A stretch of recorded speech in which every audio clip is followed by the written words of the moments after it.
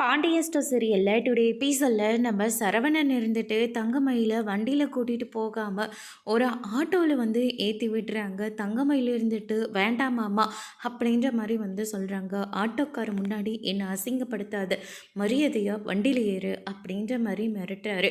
அதுக்கு அடுத்ததாக தங்கமயிலும் ஆட்டோவில் ஏறி போயிட்டுருக்காங்க. காசை வாங்குறதுக்கு கடைக்கு வந்துடுங்க அப்படின்ற மாதிரி ஆட்டோக்காரர்கிட்ட வந்து சொல்லிடுறாங்க. ஆட்டோக்காரர் சரிப்பா அப்படின்னு சொல்லிட்டு கூட்டிக்கிட்டு போகிறாங்க. கொஞ்சம் தூரம் போனதுமே மயில் இருந்துட்டு அண்ணன் அப்படியே ஓரமாக வண்டியை நிப்பாட்டுங்க அப்படின்ற மாதிரி வந்து சொல்கிறாங்க. ஏம்மா என்ன ஆச்சு? இல்லைண்ணே நான் இங்கே இறங்கிக்கிறேன். இல்லைம்மா வாமா வீட்டில் விட்டுறேன் அப்படின்ற மாதிரி சொல்கிறாங்க. வேண்டாண்ணே நான் இங்கே இறங்கிக்கிறேன் அப்படின்னு சொல்லிட்டு தங்கமயில் வந்து ஆட்டோலேருந்து கீழே இறங்கிக்கிறாங்க. தங்கமயில் உன்னை பத்திர அக்கறை யாருக்குமே கிடையாது. பெற்றவங்களுக்கு கல்யாணம் பண்ணி கொடுத்த கடமை முடிஞ்சு போச்சு. ஆனால் வீட்டில் இருக்கிறவங்களுக்கு குழந்தை இல்லைன்னு சொல்லி குத்தி குத்தி கட்டி பேசிகிட்ருக்காங்க. பொய் சொல்கிற போதெல்லாம் நம்பின புருஷன் உண்மையை பேசுகிற போது நம்ப மாட்டேங்கிறாங்க. இதுதான் உன்னுடைய வாழ்க்கை, உன் தலையெழுத்தும் இதுதான். இது வேண்டான்னு சொல்லி தனியாக வாழ்கிறதுக்கும் உனக்கு தைரியமும் கிடையாது, ஒன்றும் கிடையாது. யார் என்ன சொன்னாலையும் கேட்டுட்டு அமைதியாக அவங்க கூட வாழ்கிறதான் உனக்கு இருக்கிற ஒரே ஒரு வழி. இதுதான் உன் தலையெழுத்தும் கூட அப்படின்னு சொல்லிட்டு தங்கமயில் வந்து புலம்பிக்கிட்டே போகிறாங்க. எப்போ பாரு அத்தை வேறு குத்தி குத்தி காட்டி பேசிகிட்டு இருக்காங்க. ஆறுதலாக பேச யாருமே கிடையாது. மயில் அவங்க பேசினா பேசிட்டு போட்டோம், நான் இருக்குன்னு சொல்கிற ஒரு புருஷனும் கிடையாது அப்படின்னு சொல்லிட்டு தங்கமயில் வந்து ரொம்பவே ஃபீல் பண்ணிட்டு வந்துட்டுருக்காங்க. அதுக்கு அடுத்து தான் வந்து பார்த்திங்கன்னா நம்ம ராஜி வந்து டியூஷன் எடுத்துகிட்ருக்காங்க.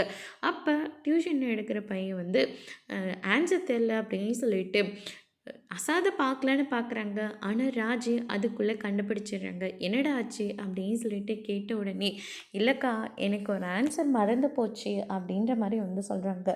தெரிஞ்சதெல்லாம் முதல்ல எழுது, தெரியாததை அப்புறமா படிச்சுட்டு எழுது அப்படின்ற மாதிரி வந்து சொல்லிடுறாங்க. அதுக்கு அடுத்து தான் அந்த அக்கா வந்து டீ போட்டு எடுத்துகிட்டு வந்து கொடுக்குறாங்க. ராஜியும் வாங்கிக்கிறாங்க. ஓ அப்படியாண்ணே, சரிண்ணே நான் அவர்கிட்ட பேசிவிட்டு என்ன எதுன்னு உங்ககிட்ட நான் சொல்கிறேன் அப்படின்ற மாதிரி சொல்லிடுறாங்க.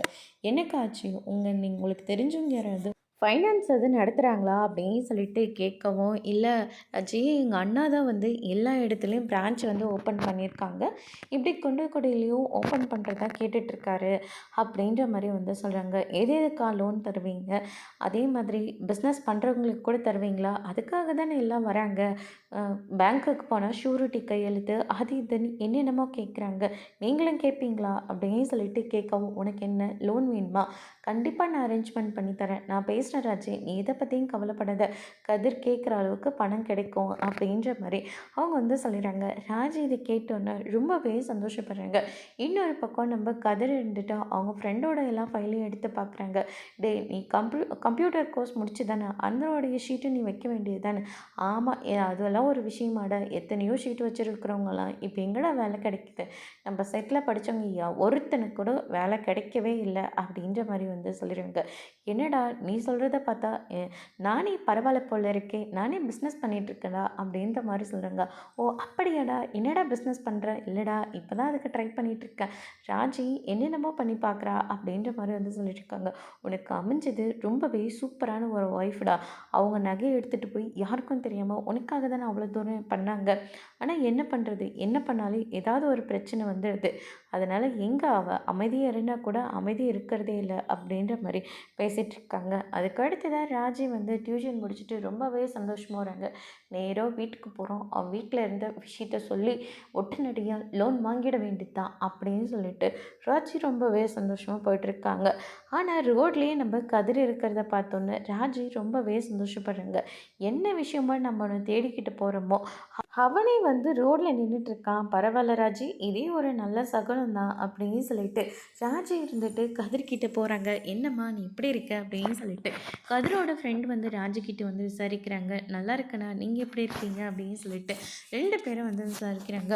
சரிடா நான் கொஞ்சம் வேலை இருக்குது, நான் போய் பார்க்குறேன், நீங்கள் 2 பேரும் வீட்டுக்கு போங்க அப்படின்னு சொல்லிட்டு அவர் பாட்டுக்கு அவர் கிளம்பி போகிறாரு. உங்ககிட்ட கொஞ்சம் பேசலாமா, வீட்டுக்கு தானே போகிற அப்படின்ற மாதிரி சொன்ன உடனே, ஆமாம் வீட்டுக்கு தான் போகிறேன், இன்றைக்கி நல்ல மழை வரும் போல் இருக்குது, எதுக்கு சொல்கிற? இல்லை இத்தனை நாள் பேசாமல் இருந்தவ இப்போ திடுதிப்புன்னு வந்து பேசுறியா, அதனால தான் சொன்னேன் அப்படின்ற மாதிரி நம்ம கதிர் வந்து சொல்கிறாங்க. வெயில் கொட்டு கொட்டுன்னு கொட்டிட்டு இருக்கு, இதில் உனக்கு மழை வேற வருதாக்கும் அப்படின்னு சொல்லிட்டு ராஜி வந்து ஒரு பக்கம் சொல்கிறாங்க. அதுக்கு அடுத்து தான் ரெண்டு பேரும் பேசிக்கிட்டு வந்துட்டு இருக்காங்க. இந்த பக்கம் நம்ம பழனி வந்து வீட்டில் வந்து டீ குடிச்சிட்டு இருக்காங்க. அப்போ நம்ம சுகன்யா வரங்க. என்னங்க நம்ம கிளம்பலாமா அப்படின்னு சொல்லிட்டு கேட்கவும், எங்கே கிளம்ப சொல்கிறேன், நான்லாம் எங்கேயும் வரதா இல்லை, டீ குடிச்சிட்டு போகலான்னு தான் கடையிலேருந்தே நான் இங்கே வந்தேன். நான் உடனடியாக கடைக்கு போகணும், கடையில் நிறைய வேலை இருக்குது அப்படின்ற மாதிரி வந்து சொல்கிறாங்க. உடனே கோமதி இருந்துட்டு எங்கடா கிளம்பிட்டீங்க அப்படின்னு சொல்லிட்டு கேட்கவும், ரிசப்ஷனுக்கு ஆத்தாச்சு, எங்கள் சித்தியோட பையனுக்கு கல்யாணம், அதனால் ரிசப்ஷனுக்காக கூப்பிட்ருக்காங்க, போகலான்னு இவர்கிட்ட நான் எப்போ இருந்து கேட்டுக்கிட்டே இருக்கேன். சொந்தக்காரோட கல்யாணம், நான் எப்படி சித்தி தனியாக போகிறது, அதனால தான் இவரை கூப்பிட்டா இவர் என்னடனா வரமாட்டேன்னு சொல்கிறாரு அப்படின்ற மாதிரி சொல்லிடுறாங்க.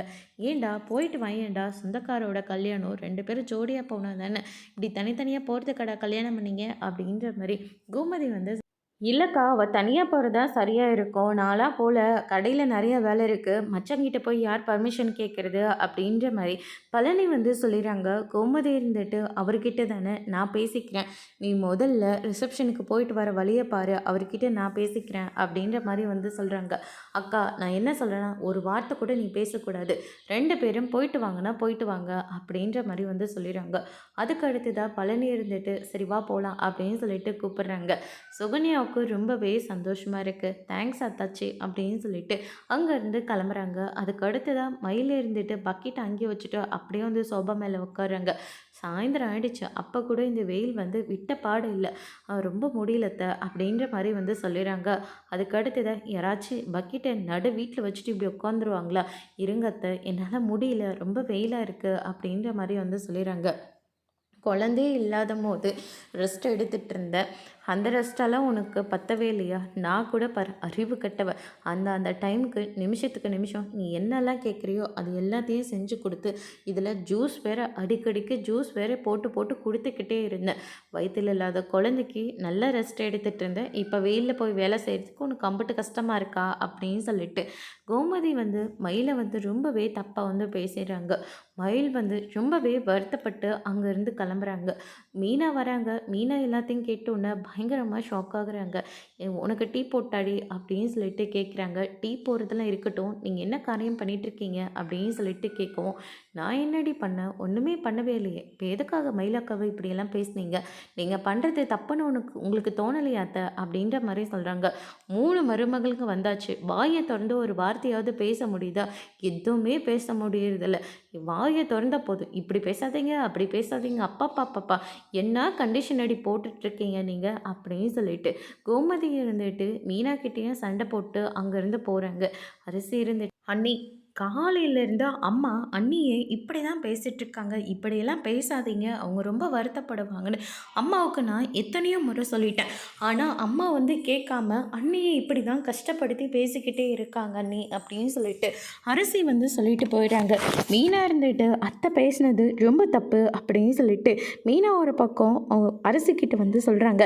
அதுக்கு அடுத்து தான் வந்து பார்த்திங்கன்னா நம்ம ராஜி இருந்துட்டு நீ ட்ராவல்ஸ் ஆரம்பிக்கிறல்ல, அதுக்கு என்னெல்லாம் பண்ணலாம் இருக்க அப்படின்னு சொல்லிட்டு கேட்கவும், என்ன பண்ணுறது வழக்கம் போல தான் அங்கங்கே ட்ரை பண்ணிகிட்ருக்கேன் அப்படின்னு சொல்லிட்டு நம்ம கதிர் வந்து சொல்லிடுறாங்க. சரி நான் டியூஷன் எடுக்கிறேன்ல, அந்த அக்காவோட அண்ணன் வந்து குண்டுக்குடியில் வந்து பிரான்ச் ஒன்று ஓப்பன் பண்ணுறாங்களாம் ஃபைனான்ஸு, நீ அதனால் அங்கே ட்ரை பண்ணு, நம்ம போயிட்டு வரலாம் அப்படின்ற மாதிரி வந்து சொல்லிடுறாங்க. உனக்கு யார் இதெல்லாம் வேலை வைக்கிறாங்க, நான் லோன் ட்ரை பண்ணுறேன், எப்படியும் ஒன்று போயிட்டு போகிறேன், ட்ராவல்ஸ் ஆரம்பிக்கிறேன், ஆரம்பிக்காமல் கூட இருக்கிறேன், அதெல்லாம் உனக்கு எதுக்கு, நீ உன்னுடைய வேலையை மட்டும் பாரு, என்னுடைய வேலையில் தான் நீ தலையிடவே இடாத அப்படின்ற மாதிரி கதிர் வந்து சொல்லிடுறாங்க. இதை கேட்டோன்னே ராஜி வந்து ரொம்பவே கோவப்படுறாங்க. அப்படின்னா நான் எதுக்கு போலீஸ் ஆகணும்னு சொல்லிட்டு நீ எல்லா வேலையும் பார்த்துட்ருக்க, போலீஸ் ஆகிறது உன்னுடைய கனவு, அந்த கனவு நனவாகிற வரைக்கும் நீ இப்படி தான் உனக்காக நான் எல்லாத்தையும் செய்வேன், எனக்காக நீ எதுவுமே செய்யாத, நீ லோன் வாங்காமல் போ, ட்ராவல்ஸ் ஆரம்பிக்காமல் கூட போ, அதை பற்றி எனக்கு எந்த கவலையும் இல்லை, இனிமேல் நான் உன்னுடைய விஷயத்தில் தலையிடவே மாட்டேன் அப்படின்னு சொல்லிட்டு ராஜி வந்து கதிர்கிட்ட சண்டை போட்டு அங்கேருந்து ரோட்லேருந்தே தனியாக போகிறாங்க. கதிர் ஒரு பக்கம் நம்ம பேசினதான் தப்போ அப்படின்னு சொல்லிட்டு ரொம்பவே ஃபீல் பண்ணுறாங்க. மாமா உங்கிட்ட சொல்லுன்னு பேசும்போது எனக்கே மாமா மேல ரொம்பவே கோவம் வரும். ஏன்டா இவங்கிட்ட மட்டும் இவரு இப்படியெல்லாம் பேசுறாருன்னு அவ்ளோ கோவம் வரும். ஆனா இப்பதான் எனக்கு புரியுது. மாமா பேசுறது தான் சரி. நீ பேசுறது மட்டும் தான் தப்புடா. உன் ரோஷம்லாம் என்னைக்கு கீழ விடுறியோ அன்னைக்கு தான்டா நீலாம் உருப்படவே அப்படின்னு சொல்லிட்டு ராஜி வந்து கதிரை பிடிச்சு பயங்கரமா திட்டிட்டு அங்கிருந்து கிளம்பி போயிடுறாங்க. கதிர் ஒரு பக்கம் ஃபீல் பண்றாரு. என்னடா இது இவளும் எங்க அப்பா மாதிரியே பேசுறாளே அப்படின்னு சொல்லிட்டு கதிர் வந்து ஃபீல் பண்ணிட்டு அங்கேருந்து கிளம்புறாரு. அதுக்கு அடுத்ததாக நம்ம சுகன்யாவும் நம்ம பழனி இருந்துட்டு ரிசப்ஷன் முடிச்சுட்டு வண்டியை ஓட்டிட்டு வந்துட்டு இருக்காங்க. எனக்கு வரலனாக்க வரலேன்னு அடிச்சுக்கிறாங்க, வந்தாக்க யாருமே கண்டுக்கவே மாட்டேன்றாங்க அப்படின்ற மாதிரி வந்து சுகன்யா புலம்பிட்டு வராங்க. பழனி இருந்துட்டு என்னாச்சு, எதுக்காக இப்படி புலம்பிட்டே வந்துட்டுருக்க, யாரும் ஒன்று அங்கே கவனிக்காமல் போயிட்டாங்க, வாசலே நின்று வரவேற்றாங்க. இன்னும் என்ன பண்ணணும்னு நீ நினைக்கிற? உன் சித்தி, உன் சித்தப்பா, உங்கள் அம்மா, அப்பா எல்லாரும் தானே பேசினாங்க, யார் உங்ககிட்ட பேசாமல் போனாங்க அப்படின்னு சொல்லிட்டு பழனி வந்து கேட்கவும், என்கிட்ட நல்லா தான் பேசினாங்க, உங்ககிட்ட யாராச்சும் பேசினாங்களா? யாருமே பேசவே இல்லையே. வீட்டில் தான் மரியாதை கிடைக்கிறதில்ல, வெளியில் போனாவது மரியாதை என் புருஷனுக்கு கிடைக்கணும்னு நானும் ஒவ்வொன்றும் பண்ணிகிட்ருக்கேன். ஆனால் யாருமே மரியாதை கொடுத்து பேசவே மாட்டேன்றாங்க. அப்போ எனக்கு எவ்வளோ கோவம் வரும் அப்படின்னு சொல்லிட்டு நம்ம சுகன்யா வந்து சொல்லிட்டு இருக்காங்க. அவங்க மரியாதை குடுக்குறதெல்லாம் இருக்கட்டும். நீ முதல்ல எனக்கு மரியாதை குடுக்குறியா? அப்படின்னு சொல்லிட்டு, ஒரு நாளாவது நீ என்ன மதிச்சிருப்பியா? மதிச்சு தான் பேசியிருப்பியா? அப்படின்னு சொல்லிட்டு பழனி வந்து கேட்கவும், சுகன்யா வந்து, இல்லைங்க உங்கள கடையில தானே மதிக்கிறதில்ல. ஆனா எங்கேயாச்சும் உங்களுக்கு நான் எல்லார்கிட்டயும் மரியாதை வாங்கி குடுக்குறேன்னு நெனைக்கிறேன் அப்படின்ற மாரி சொல்றாங்க. நான் கேட்ட கேள்வியும் உனக்கு புரியுதா இல்லையா? முதல்ல நீ என்னை என்னைக்காவது மதிச்சிருக்கியா? ஒரு மனுஷனா பார்த்துருக்கியா? அப்படின்ற மாரிலாம் கேட்குறாங்க. சுகன்யா இருந்துட்டு உடனே அந்த பேச்சை மாற்றி, அம்மா நீங்கள் எம்பட்ட நாளாக வண்டி ஓட்டிகிட்டு இருக்கீங்க அப்படின்ற மாதிரி கேட்குறாங்க. நான் ஒரு 11 வயசு, ஒரு 18 வயசுலேருந்து நல்லா ஓட்ட கற்றுட்ருங்க அப்படின்ற மாதிரி சொல்கிறாங்க. அப்போ வந்து வண்டி ஓட்டுறீங்க, உங்களுக்கு ஒழுங்காக கூட வண்டி ஓட்டவே தெரியல, சைக்கிள் கூட வேகமாக போகும், நீங்கள் மெதுவாக தான் வண்டி ஓட்டுறீங்க அப்படின்ற மாதிரி வந்து சொல்கிறாங்க. முன்னாடி பாரு எவ்வளோ வண்டி போயிட்டுருக்குன்னு, அந்த வண்டியெல்லாம் தாண்டி போக முடியுமா? அதனால தான் இவ்வளோ மெதுவாக போயிட்டுருக்கேன். அப்போ கூட நல்லா தானே ஓட்டுறேன், நீங்கள் நல்லா ஓட்டுறீங்களா? இங்க பாருங்க, ரோடே இது நம்மளுது மாறின்னு இந்த பக்கம் போறீங்க, அப்படி போறீங்க, இப்படி வரீங்க. என்னங்க வண்டி ஓட்டுறீங்க? நீங்க வண்டி ஓட்டுறதே சரியில்லைங்க அப்படின்ற மாரி சொல்லிறாங்க. அதுக்கு அடுத்ததா, அங்க பாரு எல்லாரும் அப்படிதான் ஓட்டிட்டு இருக்காங்க. இது ஃபுல்லா டிராஃபிக் வேற. அடுத்த டிராஃபிக் வருது. அந்த டிராஃபிக்கை எப்படி நான் கடக்க போறேன்னு எனக்கு தெரியல அப்படின்னு சொல்லிட்டு பழனி இருந்துட்டு போயிட்டே இருக்காங்க. டிராஃபிக்கா இருக்குன்னு சொல்லிட்டு வண்டியை வந்து நிப்பாட்டுறாங்க. அங்க வந்து ஒருத்தர் நின்னுட்டு இருக்காங்க. அவங்கள நம்ம சுகன்யா வந்து பார்த்த உடனே ரொம்பவே பயந்து போகிறாங்க. ஏங்க முதல்ல இந்த இடத்துலேருந்து கிளம்புங்க அப்படின்னு சொல்லிட்டு ரொம்பவே பயந்து போகிறாங்க. என்னாச்சு உனக்கு? அங்கே பாரு முன்னாடி எத்தனை வண்டி நின்றுட்டுருக்குன்னு, அந்த வண்டியெல்லாம் கிராஸ் பண்ணி போகிறதுக்கே ரொம்ப நேரம் ஆகும் அப்படின்ற மாதிரி வந்து சொல்கிறாங்க. இல்லைங்க உடனடியாக கிளம்பி போயே ஆகணும், இல்லாட்டி இந்த வழியாக போங்க அப்படின்ற மாதிரி சுகன்யா ஒரு வழியை கட்டவும், பழனி இருந்துட்டு அந்த வழியை போனால் மறுபடியும் சுற்றிட்டு இதே இடத்துல தான் வந்து நிற்கணும் அப்படின்ற மாதிரி பழனி வந்து சொல்லிடுறாங்க. இல்லைங்க நம்ம போய் தான் ஆகணும், பரவாயில்லைங்க போயிட்டு வந்து இதே இடத்துல நின்னாலையும் பரவாயில்ல, நீங்கள் முதல்ல அந்த வழியாகவே போங்க அப்படின்ற மாதிரி நம்ம சுகன்யா வந்து சொல்கிறாங்க. முதல்ல உனக்கு என்ன ஆச்சு? யார் அந்த ஆள்? அந்த ஆளை பார்த்து தான் நீ பயந்து போகிற, யார் முதல்ல அந்த ஆள் அப்படின்னு சொல்லிட்டு நம்ம பழனி வந்து விசாரிக்கிறாங்க. நீங்கள் என்ன கேள்வி வேணாலும் கேளுங்க, நான் அதுக்கெல்லாம் அப்புறமா பதில் சொல்கிறேன், தயவு செஞ்சு கிளம்புங்க அப்படின்ற மாதிரி வந்து சொல்கிறாங்க. சரி ஓகே நான் போகிறேன், இரு வெயிட் பண்ணு அப்படின்னு சொல்லிட்டு கொஞ்சம் அவங்கள வழியை விட சொல்லிட்டு அந்த சுகன்யா சொல்கிற வழியில் போகிறாரு. அதுக்கடுத்து தான் சீக்கிரமாக போங்க ப்ளீஸுங்க அப்படின்ற மாதிரி வந்து சொல்கிறாங்க. ஆனால் பழனி இருந்துட்டு கொஞ்சம் தூரம் போனதுமே வண்டியை ஓரம் போடுறாரு. என்னங்க ஆச்சு, ஏதாவது ரிப்பேர் ஆகிடுச்சா அப்படின்னு சொல்லிட்டு கேட்கவும், அதெல்லாம் ஒன்றும் ஆகலை, முதல்ல உனக்கு என்ன ஆச்சுன்னு சொல்லு, எதுக்காக இவ்வளோ பயந்து போயிருக்க, இங்கே பாரு கச்சிப் தரேன், இதெல்லாம் தொடை, எவ்வளோ வேத்து கொட்டிருக்கு பாரு அப்படின்ற மாதிரி வந்து சொல்கிறாங்க. இல்லைங்க முதல்ல நீங்கள் கிளம்புங்க அப்படின்ற மாதிரி வந்து சொல்கிறாங்க. கிளம்புறேன், ஒரு நிமிஷம் இரு, பதட்டப்படாமல் இரு. ஆமாம் அங்கே நின்றுட்டு இருந்த ஆள் யார்? ஏதாவது அவர்கிட்ட கடங்கிடம் ஏதாவது வாங்கிட்டியா? இல்லை முன்னாடி ஏதாவது உங்களுக்கு 2 பேருக்கும் பிரச்சனையாச்சா? ஏதாவது ஒன்று கிண்டல் பண்ணியிருக்கானா? ஏதாவது ஒன்று சொல்ல அப்படின்ற மாதிரி கேட்கவும், சுகன்யா இருந்துட்டா அதெல்லாம் நான் அப்புறமா சொல்கிறேங்க, அந்த ஆள் வந்துட போகிறான், வாங்க போகலாம் அப்படின்ற மாதிரி சுகன்யா வந்து சொல்லிடுறாங்க. நான் போகிறேன், முதல்ல அது யார் என்னன்னு சொல்லு அப்படின்னு சொல்லிட்டு பழனி வந்து கேட்கவும், அதுக்கு அடுத்து தான் வந்து பார்த்தீங்கன்னா சுகன்யா இருந்துட்டு, அவன் தாங்க என்னுடைய எக்ஸு, அவனை தாங்க முன்னாடியா நான் அவனுக்கு பொண்டாட்டியா வேலை பார்த்துட்டு இருந்தேன் அப்படின்ற மாதிரி வந்து சொல்கிறாங்க. என்ன சொல்கிற அப்படின்னு சொல்லிட்டு கேட்கும்போது, அவன் அவ்வளோ ராட்சசங்க. அவன் முதல்ல அவன் மனுஷனே கிடையாது. அவன் ஒரு மிருகம். எப்போ பாரு அடிச்சுக்கிட்டே தான் இருப்பான், சந்தேகப்பட்டுக்கிட்டே தான் இருப்பான். அவங்ககிட்டேருந்து தப்பிச்சா போதும்டா சாமின்னு சொல்லிட்டு டிவோர்ஸ் கேட்டால் டிவோர்ஸ் கேனை எவ்வளோ தூரம் இழுக்கடிச்சான் தெரியுமா? டிவோர்ஸே தரவே இல்லைங்க. அதுக்கப்புறமா தான் ஒரு வழியாக போராடி அவங்ககிட்ட டிவோர்ஸ் வாங்கினேன். ஆனால் இப்போ வரைக்கும் அவன் அடித்த அடி, அவனை பார்க்குற போது, அவனை பற்றி நினைக்கிற போதெல்லாம் எனக்கு இப்போ கூட அந்த அடியெல்லாம் வலிக்குதுங்க அப்படின்னு சொல்லிட்டு சுகன்யா வந்து அவங்க கூட வாழ்ந்த வாழ்க்கை எல்லாத்தையும் நம்ம பழனிக்கிட்ட வந்து சொல்கிறாங்க. பழனி அதெல்லாம் கேட்டோன்னே ரொம்பவே ஷாக் ஆகுறாங்க. என்ன சுகன்யா சொல்கிற? ஆமாங்க, அவன்லாம் மனுஷனே கிடையாது, அவன் ஒரு மிருகம்.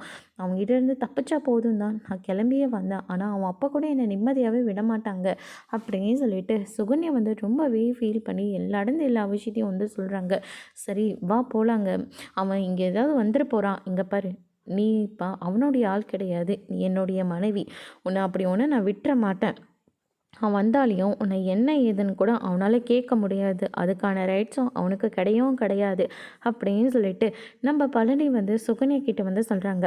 பழனி அப்படியெல்லாம் பேசினோன்னு சுகன்யாவும் கொஞ்சம் மனசை வந்து ரிலாக்ஸ் ஆகுறாங்க. ஆனால் இருந்தாலையும் அவங்களுடைய பயம் வந்து அவங்கள விட்டு போகவே இல்லை. இவ்வளோ பயப்படுறிய சுகன்யா அப்படின்ற மாதிரி வந்து சொல்கிறாங்க. ஆமாங்க, அவனை எப்போ அவன் என் கழுத்தில் தாலி கட்டினானோ அப்போ இருந்து இப்போ விட்டு விலகினா கூட அவனுக்கு எனக்கும் ஒன்றும் இல்லைன்னு நினச்சா கூட என்னால் அவன் மேலே இருக்கிற பயம் என்னை விட்டு போவே இல்லைங்க அப்படின்னு சொல்லிட்டு சுகன்யா வந்து சொல்கிறாங்க. பழனி இருந்துட்டு சுகன்யா அப்படி பயந்து நான் பார்த்ததே இல்லைன்னு சொல்லிட்டு அவங்களும் ரொம்பவே ஷாக்கில் இருக்கார். அதுக்கு அடுத்து தான் வந்து பார்த்திங்கன்னா நம்ம ராஜி இருந்துட்டு படிச்சிட்ருக்காங்க. அப்போ நம்ம கதிர் வராரு. என்ன படிச்சிட்ருக்கியா? இல்லை, கேம் விளையாடிட்டுருக்கேன் அப்படின்ற மாதிரி வந்து சொல்கிறாங்க. என்ன சொல்கிற? படிச்சுட்டு தானே இருக்க, பார்த்தா உங்களுக்கு அப்படி தானே தெரியுது, அப்புறம் எதுக்காக கேட்டுட்ருக்கீங்க? நான் படிச்சுட்டு தான் இருக்கேன் அப்படின்னு சொல்லிட்டு நம்ம ராஜி வந்து சொல்லிடுறாங்க. சரி இந்தா உனக்காக ஒன்று வாங்கிட்டு வந்திருக்கு, எனக்கு நீங்கள் வாங்கிட்டு வந்தீங்களா, என்ன இது அப்படின்னு சொல்லிட்டு கேட்கமோ, முதல்ல இது என்ன ஏதுன்னு பிரித்து பாரு, அதுக்கப்புறமா நீ பேசு அப்படின்ற மாதிரி நம்ம கதிர் வந்து சொல்லிடுறாங்க. அதனால் ராஜி வாங்கி பிரித்து பார்க்குறாங்க. என்ன இது, நீ தான் போலீஸ் எக்ஸாம் எழுத போகிறல்ல, அதுக்காக தான் இந்த புக்ஸு எல்லாமே, அது தெரியுது, நீங்கள் எதுக்கு எனக்கு வாங்கி கொடுக்குறீங்க, முதல்ல நீங்கள் யார் எனக்கு வாங்கி கொடுக்குறதுக்கு அப்படின்னு சொல்லிட்டு ராஜு வந்து ஒரு பெரிய லிஸ்ட்டே ஒன்று போடுறாரு. கதிர் இருந்துட்டு நான் வாங்கி கொடுக்காம வேற யாரும் வாங்கி கொடுக்கணும், நீ தானே படிச்சுட்ருக்க, என் கூட நீ தானே இருக்க, அதனால் உனக்கு நான் தானே வாங்கி கொடுக்கணும் அப்படின்னு சொல்லிட்டு கதிர் வந்து சொல்கிறாங்க. நான் தான் படிக்கிறேன், நான் தான் போலீஸ் ஆகிறேன், எல்லாமே சரிதான், நீ எதுக்கு எனக்கு வாங்கி கொடுக்குற, லோன் விஷயம் பேசினா மட்டும் நீ எதுக்கு என் விஷயத்தில் நீ தலையிடுற, என் விஷயத்தில் தலையிடாத, லோனை பற்றி பேசாதன்னு அத்தனை வாட்டி சொல்கிறீங்கல்ல, உங்களை பற்றி நான் எதுவுமே ரிஸ்க் எடுக்கக்கூடாது, ஆனால் நீங்கள் மட்டும் எனக்காக எல்லாமே செய்வீங்கல்ல, நீங்களும் இனிமேல் எனக்கு எதுவுமே செய்ய தேவையில்ல, நீங்கள் உங்களுடைய வேலையை மட்டும் பார்த்தா போதும், என்னுடைய வேலையை நீங்கள் பண்ணவே பண்ணாதீங்க, உங்களுக்கு எனக்கும் என்ன இருக்குது, ஒன்றுமே கிடையாது அப்படின்னு சொல்லிட்டு உங்கள் புக்ஸும் வேண்டாம், ஒன்றும் வேண்டாம், போய் முன்னேற வழியை பாருங்கள், நீங்கள் லோன் வாங்கினா என்ன, வாங்காமல் போனால் என்ன, நீங்கள் ஃபைனான்ஸ்காரை போய் பார்த்தா என்ன, பார்க்காம போனால் எனக்கு என்ன, ட்ராவல்ஸ் ஆரம்பித்தா என்ன, ஆரம்பிக்கலைன்னா நீங்கள் அப்படியே இருந்தால் எனக்கு என்ன, யார்கிட்ட சண்டை போட்டால் என்ன, யார்கிட்டையும் சண்டை போடாமல் இருந்தால் எனக்கு என்ன வந்தது, இனிமேல் நான் உங்களை பற்றி ஒரு துளி கூட கவலைப்படவே மாட்டேன், இனிமேல் நீங்கள் யாரோ நான் யாரோ அப்படின்னு சொல்லிட்டு ராஜி வந்து அப்படியே பட்டாசமாட்டு வெறிச்சு தள்ளிட்டு உங்கள் புக்ஸே வேண்டாம் அப்படின்னு சொல்லிட்டு கதிர்கிட்ட கொடுத்துட்டு அங்கேருந்து கிளம்புறாங்க. கதிர் இருந்துட்டு ஒரு நிமிஷம் என்னடா ஆச்சு அப்படின்னு சொல்லிட்டு பயங்கரமாக ஷாக்கில் இருக்காங்க. இவ பேர் ராஜேஸ்வரி வைக்கிறதுக்கு பதிலாக பட்டாசுன்னு வெடிச்சிருக்கலாம். டப்பு டப்பு டப்புன்னு வெடிச்சிட்டு எப்படி போகிற பாரு, என்ன பேசினானே எனக்கே ஒன்றும் புரியலப்பா, அந்த அளவுக்கு பேசிட்டு போகிற இவ அப்படின்னு சொல்லிட்டு கதிர் இருந்துட்டு ராஜு பேசினதெல்லாம் நினச்சி பார்த்து பயங்கர ஷாக்கில் இருக்காங்க. இவன் எந்த ரிஸ்க்கும் எடுத்து மாட்டிக்க கூடாது தானே நான் வேண்டான்னு சொல்கிறேன், ஆனால் இவ கொஞ்சம் கூட என்னை புரிஞ்சுக்காம அவள் பண்ணுறது மட்டும்தான் சரின்னு சொல்லிட்டு பேசிகிட்டு இருக்கா அப்படின்னு சொல்லிட்டு கதிர் வந்து ராஜு பேசின எல்லாத்தையும் நினச்சி பார்த்து பயங்கரமாக ஷாக்கில் இருக்கார். அதோட இன்றைக்கான எபிசோட் முடிச்சிருக்காங்க. இனி பாண்டிய ஸ்டோரில் அடுத்தடுத்து என்னெல்லாம் நடக்க போகுதுன்றதை நம்ம வெயிட் பண்ணி பார்க்கலாம். தேங்க்யூ.